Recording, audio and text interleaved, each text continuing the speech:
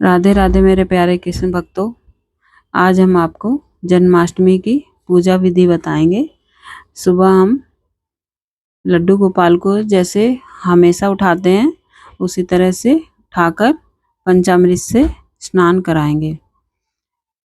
पंचामृत से स्नान कराकर इनको साफ कपड़े से, कपड़ा पीला हो तो ज़्यादा अच्छा है, और साफ करके इनको नए वस्त्र धारण कराएंगे। इनका श्रृंगार करेंगे। श्रृंगार करके तुलसी की माला, या तुलसी माला ना हो तो तुलसी जी अर्पण करेंगे। इनको आरती उतारकर इनको भोग लगाएंगे। अब उसके बाद अपना आप डेकोरेशन करिए, या जो भी काम आपको करना है वो करिए।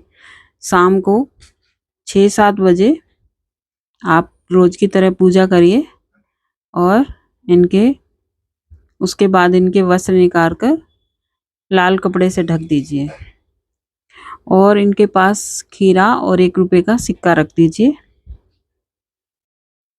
एक तरीका तो ये हो जाता है इनको जन्म का। दूसरा तरीके में एक टोकरी में फूल बिछाकर इनको उसमें लिटा दीजिए, और शाम को रात को 12 बजे तक इनको हिलाना नहीं है। जब जन्म करवाना होता है तो खीरे के ऊपर का डंठल वाला हिस्सा काट के और ठाकुर जी को उसमें से टोकरी में से निकाल लेते हैं। और तीसरा तरीका ये है कि अगर आपके पास छोटे लड्डू गोपाल हैं 1 या 2 नंबर के, और जो खीरे में आ जाएं, तो बीच से ऐसे खीरा काट के इसके बीज निकाल के इनमें लड्डू गोपाल को लिटा देते हैं।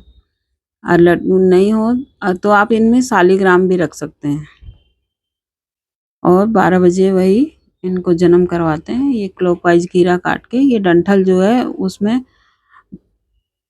गमले में गाड़ देते हैं, और खीरे को प्रसाद रूप में आप पा सकते हैं।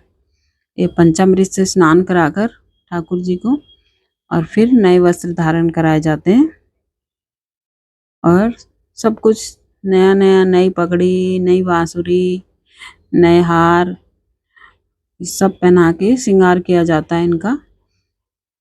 फिर जैसे हम अपने बच्चों को शहद चटाते हैं उसी तरह से ठाकुर जी को भी शहद चटाएं, और फिर इनकी आरती करिए।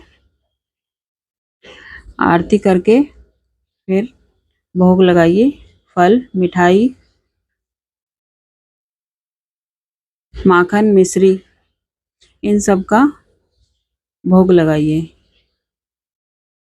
और प्रसाद फिर बांट दीजिए। ये थी जन्माष्टमी की पूजा विधि। फिर मिलते हैं अगले एपिसोड में। राधे राधे।